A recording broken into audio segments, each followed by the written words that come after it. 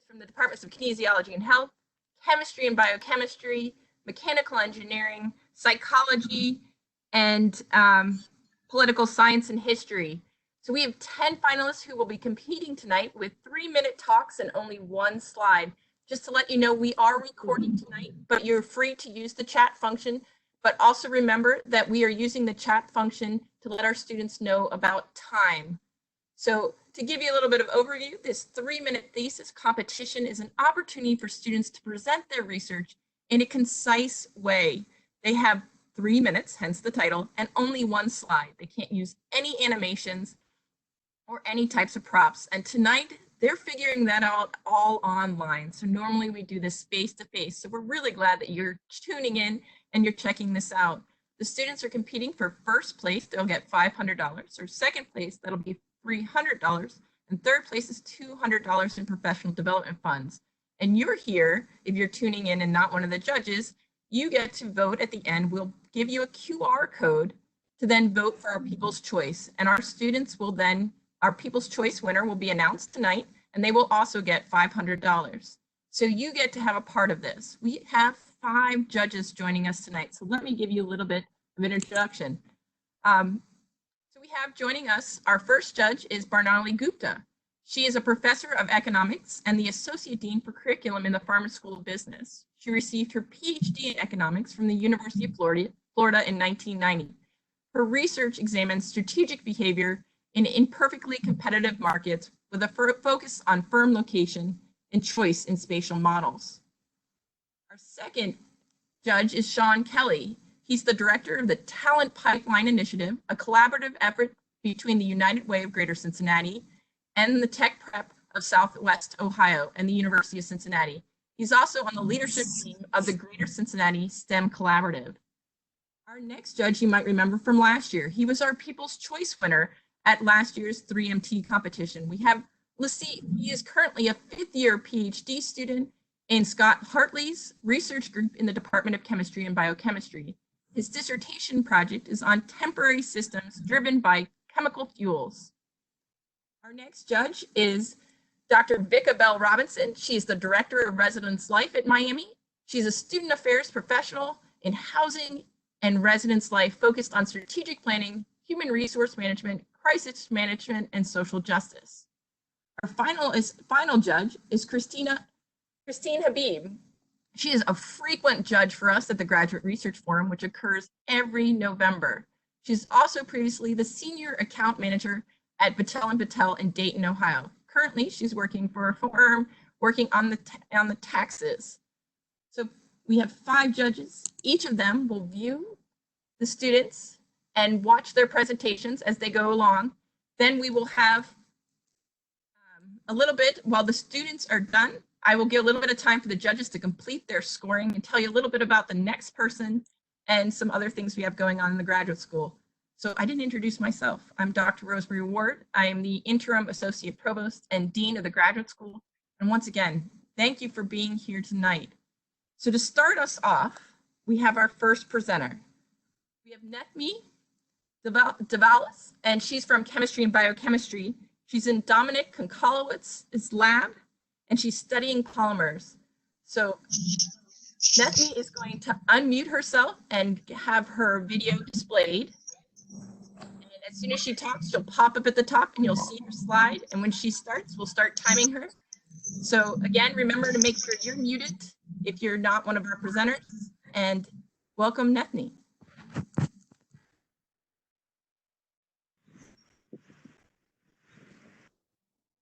How many of you have your own cars? Cars are expensive and very valuable for us. But how would you feel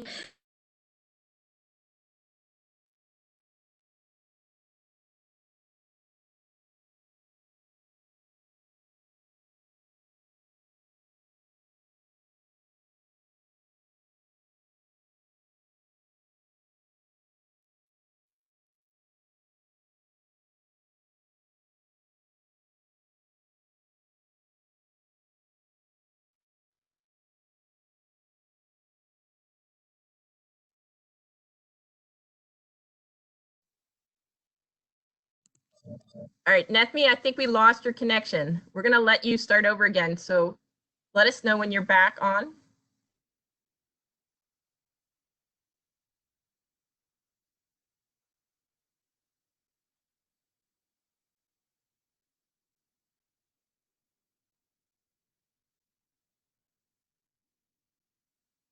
All right, Nethmi, are you able to connect or send a chat? You guys are seeing the real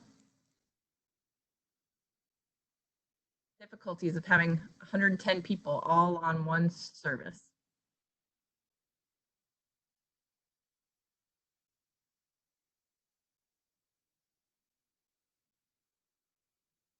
All right, Nethmi, can you hear me?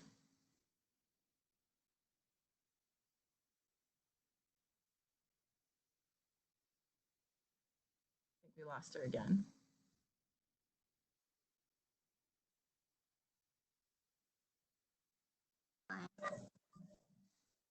I think. Can you hear me? Yeah. Okay, we're going to have you start again. Yes. Take a nice deep breath. You've got it.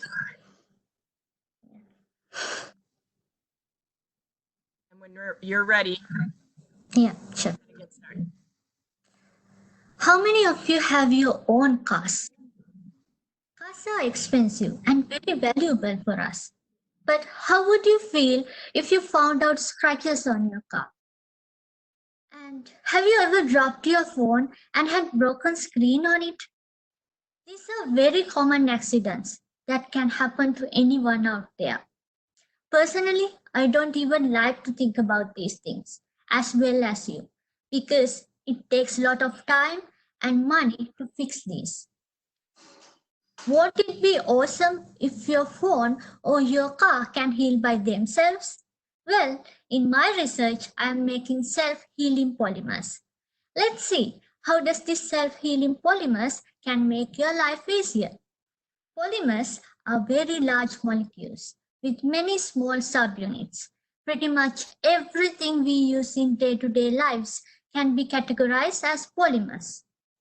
We can modify these polymers to have useful properties. Self-healing is one of those useful properties. How does this self-healing actually work? Imagine when you got a wound on your body. What does your body do to heal it?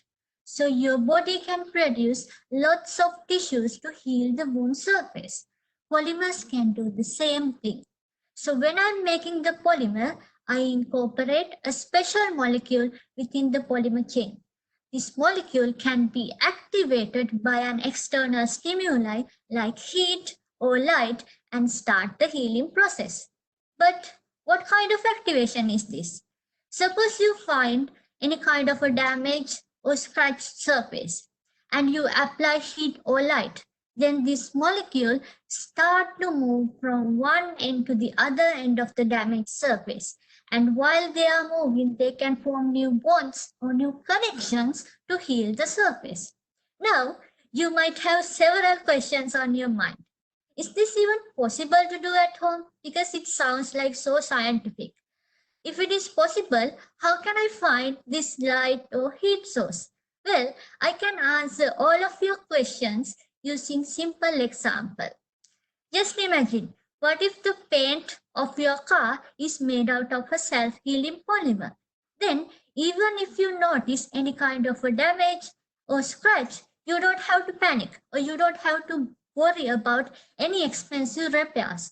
You can simply apply heat through your hair dryer or you can let it be under sunlight. It will heal by itself. So, don't you think this is amazing? Thank you very much.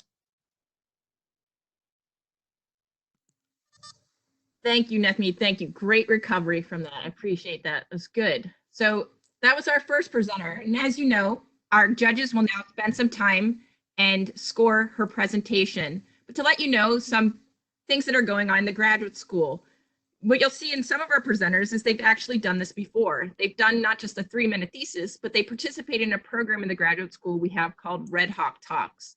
And Red Hawk Talks have faculty and graduate students learn over the semester how to give a TED talk, so a TED style talk.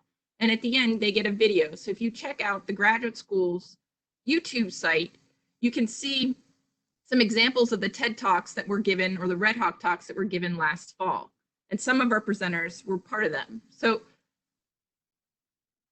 in addition to the training you can get through the graduate school for Red Hawk Talks, there are other opportunities every Friday for the graduate students. We'll talk about those in between our next presenters. But next we have Mitch, and Mitch is in the psychology program, the psychology PhD programs, and he works with Chris Wolf. His research examines medical literacy, which is a very telling and important topic right now. So if you please welcome Mitch as he presents his 3-minute thesis. So Mitch will unmute and show his camera. And when he's ready, he can go ahead and start.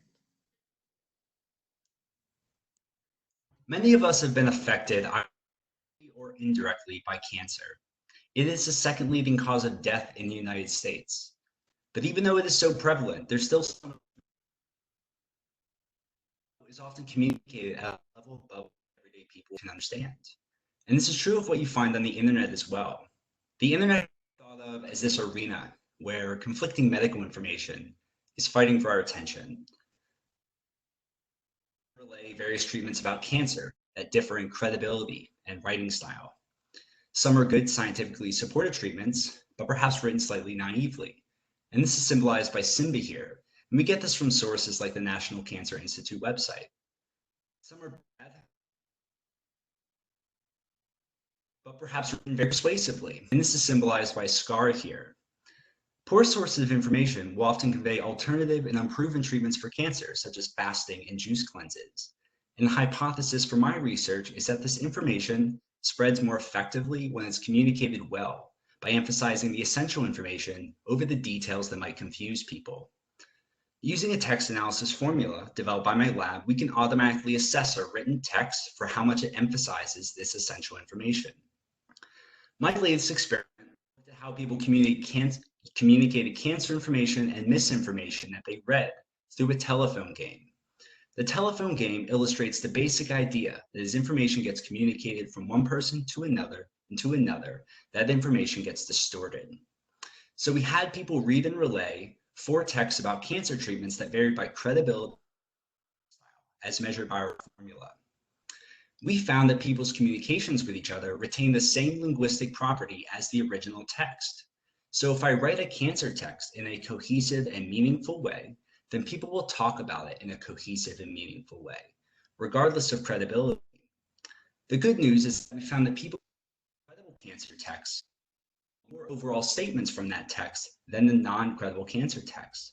But the bad news is that when just looking at the proportion of a participant's communication that emphasizes the essential information, it was the non-credible cancer text that was written well that performed the best.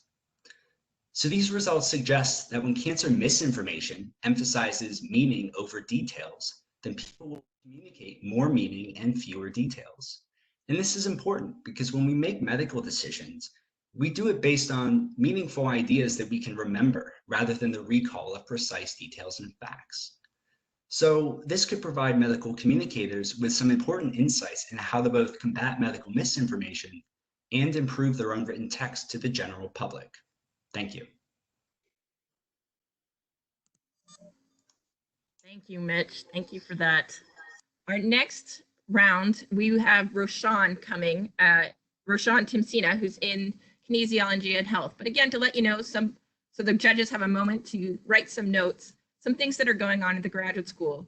So last week, we had a presentation that you can find on the Graduate Student Association site on how to do a remote presentation specifically when you're proposing or defending your thesis or dissertation. So check out that video. We had a great panel of 3 students providing their perspectives in this new environment. In addition, we have sessions every Friday. You can connect with me, Dominic Konkalowitz, and one of our speakers. Just we answer questions, and we also have professional development opportunities. Again, those WebEx links are shared via the Graduate Student Association site. This week, we have Shelby Ballard, who is coming from us from Career Services to talk about how to network in this new and remote environment. And as you know, everything has changed. And so the students right now are doing these presentations in a very different way than we normally would prepare. And so we've been trying to make these professional development opportunities for each Friday kind of being aware of that changing research world and world in general that we're facing. In addition, the graduate school is available. You can contact us via phone or email anytime you have a question or need to find something to support your success. Our next presenter, like I said, is Roshan Timsina, who's from Kinesiology and Health in the master's program there. He is finishing up his second year. I met Roshan in my stats class, and he's also one of our Red Hawk Talk alumni. He's an exercise physiologist, and he comes to you with a great talk on that is part of his interests in exercise physiologists. So please welcome Roshan, and Roshan, again, you can unmute yourself and do your cameras and start whenever you're ready.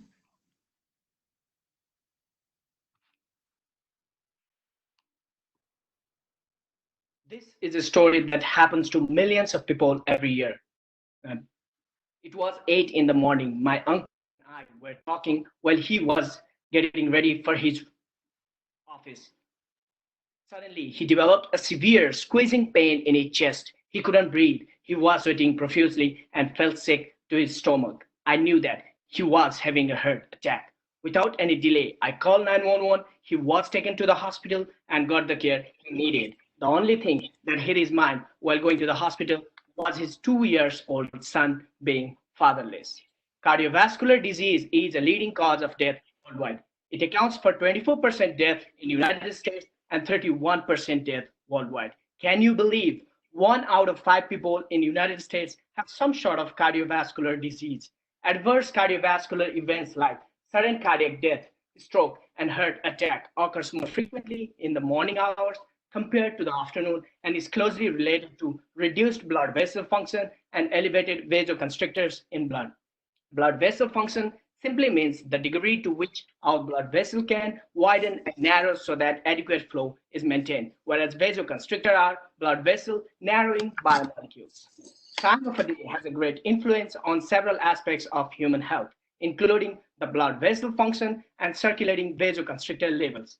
Blood vessel function is greatly reduced and circulating vasoconstrictor are elevated in the morning hours, making us more prone to adverse cardiovascular events. Several studies have shown that exercise improves our blood vessel function and decreases the circulating vasoconstrictor levels, thereby lowering the potential risk of cardiovascular disease in future. We are studying the effects of exercise on blood vessel function and circulating vasoconstrictor levels before and after exercise at 2 different times of a day, morning versus afternoon. 14 healthy subjects were recruited in this study. Blood vessel function was assessed using a high-frequency ultrasound machine, and blood was drawn to determine the circulating vasoconstrictor levels. As expected, we have found out that exercise improved our blood vessel function and decreased the circulating vasoconstrictor levels at both times of a day, thereby suggesting that there is no any time restriction to reap the health benefits of exercise. Are you waiting for a big reason to start exercising to reduce the potential risk of cardiovascular disease in future? If your answer is yes, then our study supports that what time of a day you exercise has no any importance. So you can exercise on any time of a day. So to conclude, to improve our heart health, find a time that works best for you and stick to it. Thank you. Thank you very much, Roshan. It's really hard. Just remember, being a presenter right now, it'd be hard. Normally you have a crowd. We would have a crowd of 122 people clapping at the end here. So hopefully you're clapping in your wherever you are watching this. But thank you again for joining us. So to remind you what the 3-minute thesis is like, this is a process, and the students have to go through multiple rounds to get to this final. So we started with over 60 students who went in front of judges and gave their presentation. At the end of their presentation, they were scored by the judges and then got some feedback. From that, we cultivate our 10 finalists who come together tonight to give their presentation. These students practice for several hours and go in front of many groups practicing these 3 minutes, these precious 3 minutes, because if they go over their time, they're disqualified, which is why we're timing them.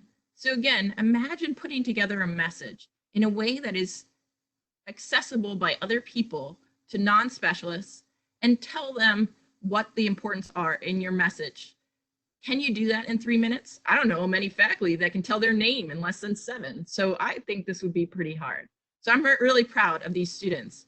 So our next student is from the Clinical Psychology PhD program, Sarah. And Sarah Duke is the student of Josh McGee, and she also works at the Student Counseling Service. So again, we get students from a variety of different programs, both at the master's level and the PhD programs. And so all students that have a thesis or dissertation project are eligible for the 3-minute thesis. So Sarah, if you will unmute yourself and undo your video, whenever you're ready, you can go ahead and start.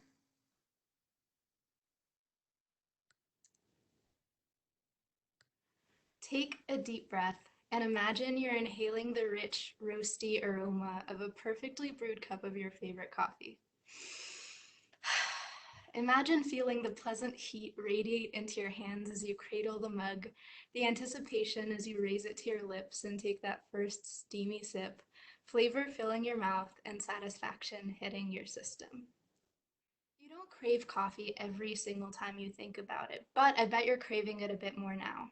Why?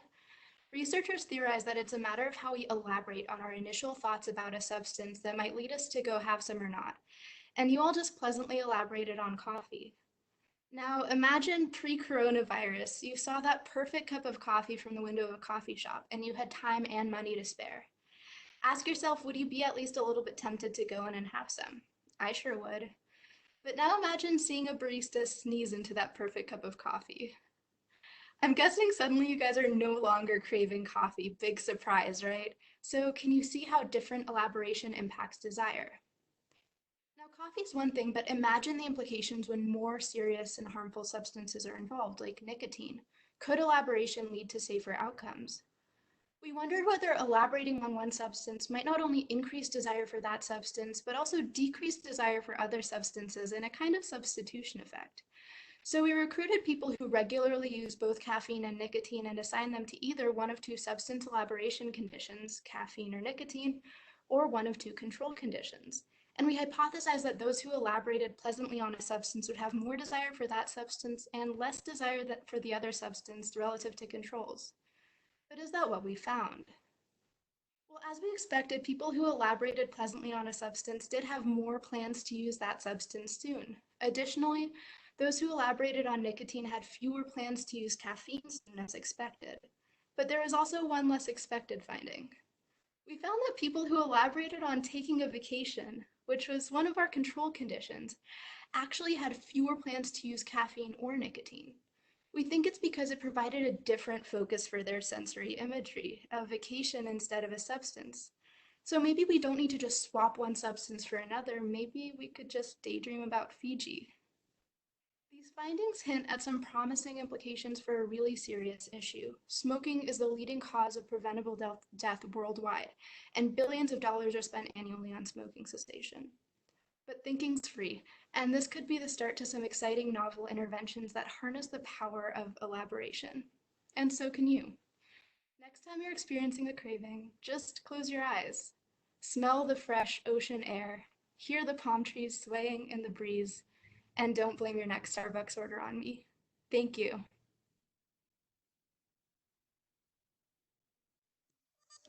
Thank you, Sarah. That was great. 3 seconds left. Great. So the students know in our practice session last week that I was going to use a skill that I don't put on my CV, but I was going to stalk them online because I wanted to find little tidbits to say in between. And I do this when I host the Red Hawk Talks or anything for the graduate school, and we have students presenting because everybody gives a bio and it's, you know, it's nice. It's perfect to be read. But let's see what we can find online. Well, our next person, I could find nothing. So that was pretty darn amazing.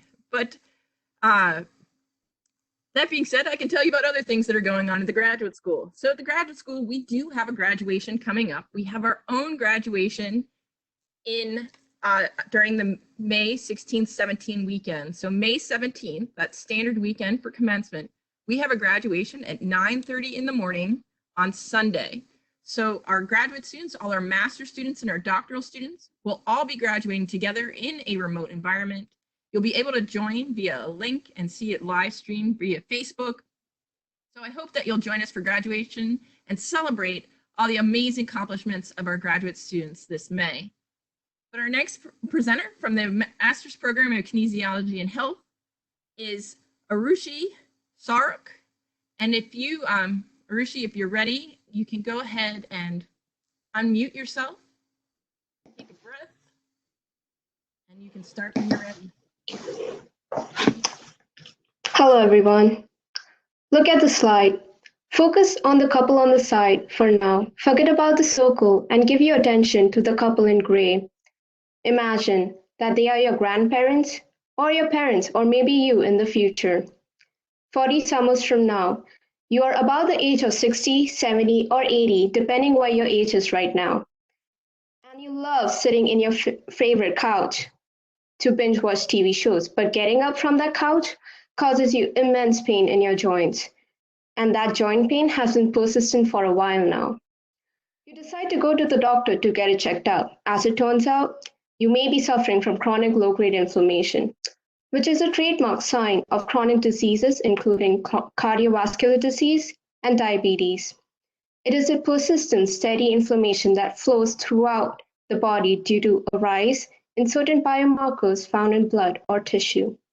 These elevated markers are typically inflammatory proteins known as TNF-alpha, C-reactive protein, CRP, and interleukin-6, IL-6, which increases chronic low-grade inflammation. But don't worry, your body has a mechanism, particularly a hormone residing in a fat cell called adiponectin, which has been informed to have anti-inflammatory effects. Previous studies have been shown that physical activity also decreases chronic low-grade inflammation. To counteract this, my thesis revolves around finding the relationship between physical activity, inflammatory, and anti-inflammatory markers in sedentary older adults suffering from chronic low-grade inflammation. Around 82 subjects got their version of a typical 7-day physical activity period measured objectively and subjectively via a survey. Their anti-inflammatory and inflammatory markers were also measured. The results showed that physical activity had a negative outcome for TNF-alpha, CRP, and IL-6, but a positive outcome for adiponectin. This means that the more active you are right now, the chances of you getting a cardiovascular disease and chronic low-grade inflammation decreases. So in conclusion, if you're thinking of to be or not to be a couch potato, don't. Go for a stroll instead, because it could cost you your mobility in the future. Thank you. Thank you. Nicely done. All right. So as we prepare for the next speaker, I just wanted to let you know that there's another opportunity for students in the fall. So every fall, graduate students can participate in the Graduate Research Forum. So tomorrow is the Undergraduate Research Forum with over 300 presenters giving oral and poster presentations. But graduate students in the first Friday of every November have that same opportunity. You can give a poster presentation, you can give an oral presentation, and we bring back our graduate alumni to judge, because again, you're competing for professional development funds. So if you want another opportunity to practice your research, to give it in a nice, safe environment, and get that skill of being able to communicate to non-specialists, the Graduate Research Forum is for you. So early in September, we'll send out a call asking for an abstract. It doesn't have to be overly developed. This is not going to be something that you would submit necessarily to a professional conference. This is for us so that we can understand your research and be able to pair you well into sessions. So again, the Graduate Research Forum is the first Friday in November, and it's an opportunity for you to practice your research. In addition, at the Graduate Research Forum each year, that's when we announce the Graduate Mentor Award in Excellence. It's the highest teaching award for a graduate level faculty member. So hopefully you can join us in November when we celebrate graduate education and research again. So our next presenter is Alice Gresla from K&H. She's in Kinesiology and Health. So another K&H people, you'd think I rigged this. I'm gonna be honest. K&H is my home department, but I had nothing to do with the judging. I'm only here for the bad jokes. But she is a second year in the health promotion program, and she's also a group fitness instructor. So Alice, if you're ready, you can go ahead and unmute yourself and undo your video. And when you're ready, take a deep breath and you've got this. Think about this and be honest with yourself. Do you get at least 30 minutes of physical activity 5 days per week?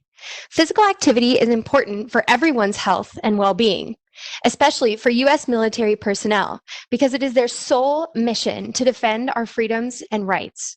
However, we usually don't think about their spouse. What you may not realize is almost every military spouse has to deal with at least one deployment in their husband's career, lasting 7, 8, 9, 10, 12 months. At some point, you got to think about what this means for the military spouse. And now all of these responsibilities fall on one person. The female military spouse is a population that is overlooked. There is no clear evidence as to what prevents these military spouses from participating in physical activity while their husband is deployed. There are a lot of health behavior theories that explain reasons why we do what we do. We have to want to do things. And Albert Bandura, a famous theorist, took that a step further, and he said that wanting to do something just wasn't enough, and that you also have to be able to do things, even when faced with obstacles and challenges. This is the foundation of self-efficacy. The question then becomes, what really prevents military spouses from participating in physical activity? And the answer to this may be obvious. In my research, I'm going to take a step back and I'm going to ask myself, is prevent really the right word to use? The problem is, if I ask somebody, what really prevents you from participating in physical activity? You might give me the answer of, it's too cold outside. I am just so exhausted from the day. And this is very motivation based. Again, I'm interested in what is really preventing them from participating in physical activity, which is a reflection of their self-efficacy. I am planning on having 4 different groups, 4 different survey groups. The first, I'm just going to give them the survey. What prevents them? No explanation. The second group, I'm going to give them a brief vignette of what literally prevents them from participating in physical activity. Like, for example, I literally cannot lift a car outside. The third group is going to be a monetary incentive. If I gave you $1 million, now what is going to prevent you from being physically active? The fourth group, I'm going to change the whole word prevent to impossible, because maybe at the end of the day, prevent just is not the correct word to use. The word prevent is very ambiguous, and people will come up with ways that are very motivation based. I am trying to figure out how to get rid of that motivation and to really get at what prevents them from being physically active. The whole idea behind this study is to improve the life of the military spouse during difficult times like deployment. Thank you. Thank you, Alice. So we've given you a preview of several things, several opportunities available through the graduate school, primarily aimed at the graduate students. I also want to remind you of an opportunity that's coming up that if you're interested in providing either information or being part of this group, send me an email.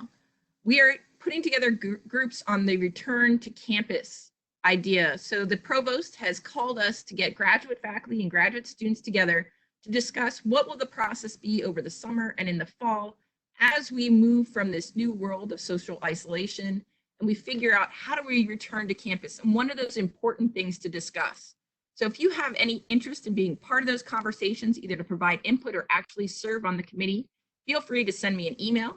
Again, I'm Rosemary Ward, and you can reach out to me and we'll get you connected with one of the groups. So that's an opportunity for you, again, to have your voice be part of our process. Students here are presenting their research and their ideas. If you also are doing research and you are looking for funding, I'll remind you that twice a year you can apply for funding through our thesis and dissertation support. So for those of you doing a thesis, that's up to $300 that you can request to support your thesis project. And our next deadline for that will be November 1. If you're doing a dissertation, you can request up to $600 to do work for your dissertation. Again, that next deadline is November 1. So to support your research, we have small grants through the graduate school that you can request and apply for. It's a very short application, and you can read more about it on the graduate school website. So our next presenter is Eddie. He's also from the K&H Master's Program. Eddie, if you're ready, go ahead and unmute yourself and Undo your camera. Take a deep breath and start when you're ready.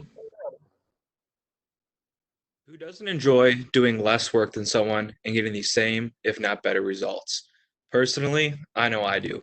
Even though many of us know the importance of physical activity, exercise, but more specifically resistance exercise training, we find ourselves avoiding or just completely skipping this part of our day. And why? For some of us, we just claim there's simply not enough time in our day due to our busy schedules. And for others, going to the gym, especially for the first time, can be very intimidating. Someone can go to the gym, and for the next 2 to 3 days later, their muscles are extremely sore, fatigued, and over time, this causes people to lose motivation. But this all stems down to the style of training we're doing, which is this traditional based approach. And this traditional based approach just basically says you're going to perform as many repetitions as you can per set, and honestly just training to exhaustion. But some research studies have suggested that an increased time under tension may be more beneficial for muscular gains. But thanks to an increase in technology, we have this new style termed velocity-based training. And what velocity-based training is performing each repetition as fast as you can until your movement velocity begins to decrease. When your movement velocity begins to decrease, this means you're starting to fatigue, and we don't want you to fatigue, so we just simply tell you to stop. And recent research has suggested that movement velocity may be a more important indicator for muscular gains. So now we have these two styles of training, this velocity-based approach and this traditional-based approach, both claiming to be more beneficial for muscular gains. So which one is it? So my thesis will compare the effects of velocity-based versus traditional resistance exercise training on muscular strength and endurance. And I will do this by doing a 6-week, 3 times per week, progressive resistance exercise training study, where we have 2 groups, the velocity-based group and the traditional-based group. The traditional-based group will perform 3 sets of repetitions till failure, while that velocity-based group will monitor the velocity, and when it begins to decrease, again indicating fatigue, we're going to tell them to stop. What I hypothesize is that velocity-based group, because I tell them to stop before the fatigue, they're going to perform a significantly less total number of repetitions, which means they perform less work out for a less total amount of time, and they'll actually get similar, if not better, increases in muscular gains, all while having a lesser perception of effort, again, because they stopped before fatigue. Typically, those who don't resistance exercise are the ones who need it the most, and this velocity-based approach, do less work, get better results, could be the style for them. Thank you. Thank you, Eddie. I'm sure everybody, after all these exercise talks, you're probably thinking about it's time to go outside. We need to go for a walk soon. So just to let you know, some other opportunities from the graduate school. So again, giving this an opportunity for our judges to score and give some comments. Here is a grant funded by the National Science Foundation with myself, Ellen Yuzerski, Amanda Diekman, and Stacy Lowry-Bretz. It's for the graduate student learning community. It is funded so that we can have graduate students who are in chemistry, biochemistry, and psychology work together over the course of a year and learn more about their professional identity. So if you received an email about this, go ahead and fill out that application if you're interested. Again, it's an opportunity to get some professional development, but also to build your community on campus. In addition to the graduate student learning community, you could do this next year. I mean, sure, you're watching this and you're like, man, I could do this. Yes, you could. So if you are interested, again, look for those emails. Starting in November, we'll be advertising the date and the process to get selected and when the rounds will be. So you have some time to think about your topic. And even if you're in a first year in your program, this is an opportunity for you to, again, build a skill set that you can use going forward in your career. So the 3-minute thesis, I talked about the graduate research forum, the graduate student learning community, and the things that we do on Friday. So every Friday, you can reach out and connect with us. Just one more thing for you to think about. In the fall, we're going to restart the Donuts with the Dean. So if you want donuts, everybody likes donuts. There's an opportunity to meet our incoming dean, and you can meet with him and ask questions and hear from the graduate school staff. So again, look for those opportunities. Our next speaker is Sarah Bass. She's from mechanical engineering. She's in the master's program there. And Sarah, if you hear me, go ahead and unmute yourself. Get your video ready. Oh, and I love donuts too. Thank you, Claudia, for that. Yes, definitely. So we've had over 130 people signed in, but Sarah, whenever you're ready, go ahead and get started. Growing up, we've all seen fictional characters with telekinetic abilities. Professor X and Phoenix from the superhero realm, Yoda from Star Wars, Neo from The Matrix, Eleven from Stranger Things, for you horror fans, Carrie, and my personal favorite, Matilda. Telekinesis is found in most entertainment genres, and if you're like me, on more than one occasion, you stare at a vase and try to make it fly across the room, failing miserably. However, telekinesis is no longer only possible in fiction. In recent decades, research has tapped into our body's electrical signals, or biosignals, and used them for control. My interest in this area stems from my spinal disorder diagnosis and the resulting surgeries accompanied by the possibility of lower limb paralysis. Was a standard wheelchair my only option? Will I always be paralyzed? The answer is no. New technology utilizing biosignals has produced modern assistive technology, including EEG and EMG control devices such as prosthetics, wheelchairs, and rehabilitation exoskeletons. As a first-year master's student, I've begun my literature review and will begin my research in the coming month. For my research, I'm investigating EEG and EMG signals to record brain and muscle activity associated with specific thoughts or gestures in order to control a robotic hand. To analyze these signals, they need to be filtered to identify the corresponding frequency profile. From here, machine learning algorithms are implemented to recognize similar frequency patterns in future trials. My approach will be looking at the topology of the data set using topological data analysis, which is a new branch of machine learning. This technology can allow an individual to operate their prosthetic as if it were their own limb. Furthermore, current research has shown that individuals with paraplegia due to spinal injury are able to rebuild their neural connections through the use of a biosignal-controlled rehabilitation exoskeleton. Biosignals have broken the medical boundaries and are being used in other technological areas. These mechanisms can be incorporated in industry, exploration, film, and the list continues. Imagine controlling a rover or drone using only your mind or gestures. This technology can be used to pick up and investigate dangerous objects such as radioactive material. The robotic device would have the dexterity to match its user. In film, a performer's actions can control the motion of objects to create a more realistic scene. You can finally make that vase fly across the room. The possibilities are endless, but one thing remains the same. Biosignal research is making the unthinkable thinkable. Thank you. Thank you, Sarah. That was excellent. And I too would like to see a vase fly across the room. Telekinesis. That's definitely very interesting. All right, make sure you're muted.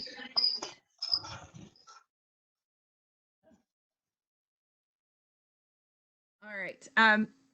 Just to remind you, some other opportunities through the graduate school. So we talked about the Graduate Research Forum. We've talked about ways to connect with the community, but we also train you on how to use an individual development plan. So it's called an IDP, an individual development plan. It's something if you're a faculty member or a student, you can look up a resource. So the American Chemical Society has one. There's also one called Imagine PhD. These are places on the web that you can sign up for a free account. And it asks you about your skills and your values, and it helps you form your identity and choose things that are more aligned with where you see yourself, whether working in a nonprofit, working in industry, or continuing your education, or working in academia, things that you can select that are out there.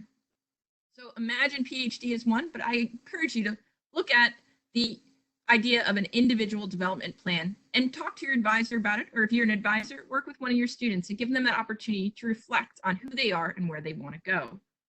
In addition to individual development plans, we partner with Career Services regularly. So Shelby Ballard in Career Services, our contact, and we do a lot of seminars and training around CVs and resumes and cover letters with Shelby. And like I said earlier tonight, she has a session on Friday at 11. The WebEx link is available through the Graduate Student Association. You can come on and see how to network in this new remote environment. So our next speaker comes to us from political science, Marielle Truax. She is the master's program in political science. She is also frequent in many of our events at the graduate school. So Marielle, if you're ready, go ahead and unmute yourself and get your camera ready. And the floor is yours whenever you're ready. Thank you, Dr. Ward. The Unite the Right rally of 2017 in Charlottesville, Virginia, left images of violence and turmoil imprinted on the public memory. Media depictions of swastika tattoos, Confederate flags, and participants screaming offensive phrases at what was supposed to be a peaceful rally was perplexing and shocking to the American imagination. The Unite the Right rally was one of several events in recent years that have brought a dark side of America's ideological underbelly out of the shadows and into full view. These events raise a few questions. What is the alt-right? Where did it come from? And what are the implications of this movement for our current political climate? I argue that the alt-right draws from and repackages tenets of conservatism in order to make itself palatable within American political culture.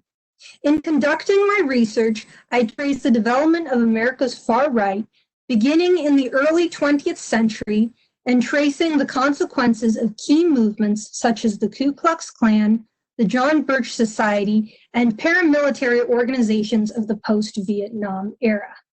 By comparing far-right movements across time, I have identified a pattern in which these reactionary movements are triggered. Far-right movements are often splinters of larger conservative organizations. As such, they are able to recruit and draw followers by appealing to a certain sense of conservative discontent and alienation.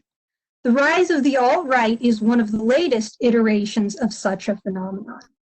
The age of the internet gives the alt-right a unique advantage by allowing members of fringe ideologies to rapidly connect and mobilize. Because they are reactionary movements, however, these events usually happen in waves where they gain attention and build momentum before receding back from public view. The study of reactionary politics is a valuable facet of political science for anyone wishing to understand political culture and its relevance. It is an area in which I hope to contribute to further with my studies. Thank you. Thank you, Mariel. That was excellent. I really appreciate that. To remind you guys of opportunities, one more from the graduate school. So this Thursday at 4 o'clock, you can join us. There was a link shared on the Graduate Student Association. So GSA, who normally meets the first Tuesday of every month, is your governing body. So similar to the undergrad have associated student government, graduate students are represented by the Graduate Student Association. And your executive membership right now, they're phasing off and our new board is starting, but our new and old board are joining together this Thursday for questions at 4 o'clock. I will be joining them as well. So if you have questions about what's going on, any of the budgetary situation, or just questions in general, how to find things, please join us on Thursday at 4 o'clock this week to have once again another opportunity for questions and to hear what's going on in graduate education at Miami. If you're thinking about extending your degree here and maybe you have some extra credits, I encourage you to check out all the certificate programs that we have on campus. We have over 20 certificates available for you to add. For example, there's the certificate in college teaching, which is 12 credits. You have to have a theory class. You have a practicum in which you do a in your field experience, and you meet with your advisor and you get this certificate in college teaching. We also have a certificate in women and gender studies. We have a certificate in business analytics. I can list all of them, but I encourage you to check out the graduate school website, which lists all the certificates. And if you're wondering what's a certificate, it's basically a minor for graduate students. So if you want that opportunity to add one more skill set, just a few more credits, and you have the time, I encourage you to check out these opportunities for a little bit more credentialing while you're here at Miami. So our next speaker, Zina Osipova, comes from our master's program in history. And we have, again, an opportunity to hear another perspective. So this is our last speaker of the night. So Zina, if you're ready, go ahead and unmute yourself, get your camera ready. Get started when you're ready. Imagine that you had to move to North Korea. It's probably a gloomy picture, right? Little food variety, heavy restrictions, little access to the outside world. Well, shortly after the 1917 Russian Revolution that ended the Russian Empire, millions of people found themselves living in the first socialist state in the world, the Soviet Union, which was similar to what North Korea is in a way right now. But have you ever wondered, how do societies like this last for as long as they do? Well, in case with the Soviet Union, scholars propose several explanations for how people get subsumed in these ideologies. The first one is that people actually didn't like what was happening. They resisted, but because the state was so repressive, nothing could be done with this. Another explanation is that some people actually liked the new socialist ideas, and they wanted to participate and build communism along with the government. And yet another explanation is that some people didn't care much one way or another, as long as they could have a job, as long as they had access to the basic necessities and food. However, in looking at all of these explanations, scholars tend to focus specifically on the Soviet period itself. And what I propose in my research is that we need to examine not only the Soviet period, but also the imperial period to better understand the transition and how the new Soviet state existed. So in my research, I analyzed the archival materials of engineer Gustav Trinkler, who spent half of his life under Imperial Russia and half of his life under Soviet Russia. And what I found is that before the revolution, he led a comfortable life. He had a nice apartment, he had a well-paying job, he could go on vacations, and he actually wrote petitions to the authorities asking for more money and for better positions, which he got. So what happened after the revolution? Even though there were some difficulties, he managed to get a new apartment, he managed to get a new summer house, he managed to go on vacations, and remarkably, he managed to keep writing petitions to the new Soviet authorities asking for more money, asking for awards, asking for better positions, most of which he got. So you may say, so what? He's just one individual, but it's important to remember that every individual acts in his best interests, and that just like us, he was acting based on accepted norms. So it points to the fact that there probably were other people who would also recreate their pre-Soviet lives to some extent. This means what this indicates is that we need to focus not only on the Soviet period, but we also need to study the imperial period alongside it to better understand how people's lives experience the transition and to better understand how the Soviet society functioned.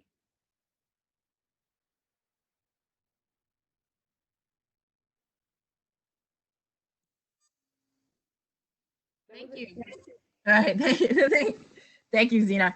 All right, what we have going on next is you do have the opportunity.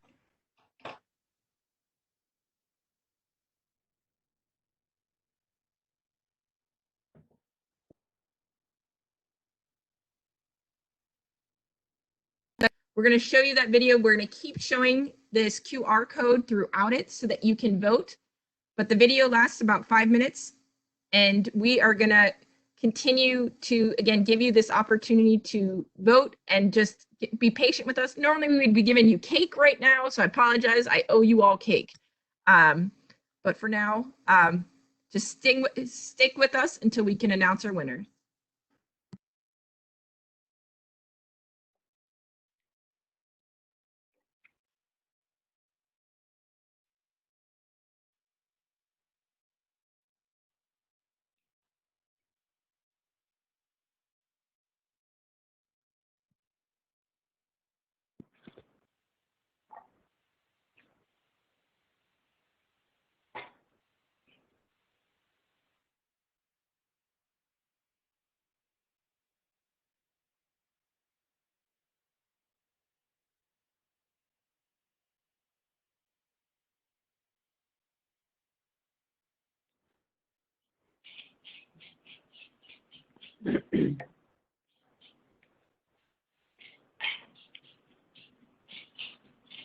Did you watch her meeting? Did you watch her thing?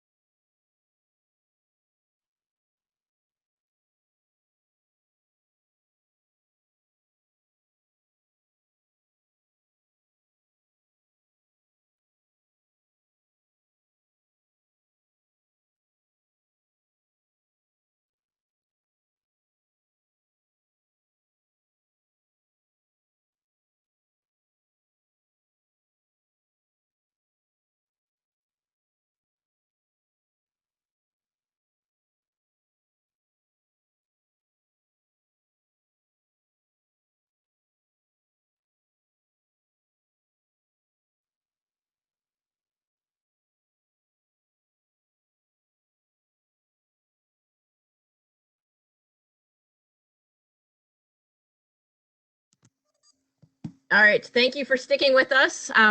Just to let you know some things that happened tonight. So we had about over 130 people participate and log in tonight. We had the 10 percenters. And again, I want to thank the judges. We had 5 wonderful judges. We had Sean, Barnali, Christine, Laseeth, and Vika all helping us judge this event. So without them, I really appreciate them just joining us tonight in the evening and judging. I also want to thank the graduate school staff who helped us pull this off, our GAs do all the groundwork, making sure that all the technology and everything works out. And also thank you to Shannon Speed, who took the lead on organizing the event. I also want to thank the mentors who supported the students in this process. So thank you for tuning in. We are almost done calculating things. So just one more minute and we should be able to announce the winners.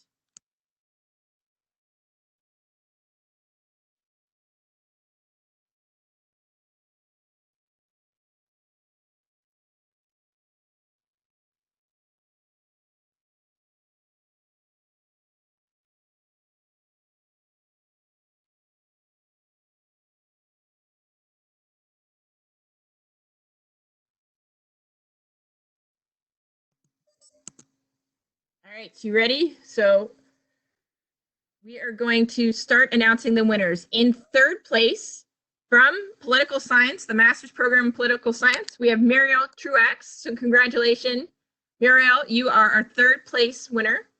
And we will contact you with how to be able to use your professional development funds. In a second, this will show up on a slide.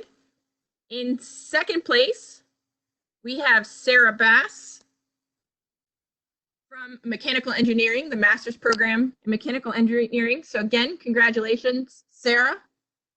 And then, are you ready for this? Our first place in this year, in the 2020 3-minute thesis is another Sarah. So Sarah Adu from the Clinical Psychology PhD programs. So Sarah, you are in first place with $500. Sarah Bass is in second place with $300. And third place, Muriel, is in with $200. And our People's Choice. You ready for this? Congratulations. Nethmi, you are our People's Choice winner. So again, thank you to everybody that tuned in. Thank you for all the graduate school staff, the students. You guys did an amazing job with this new technology and reacting into a situation where you had to figure out how to do this in a new way. Thank you for joining us and have a great evening.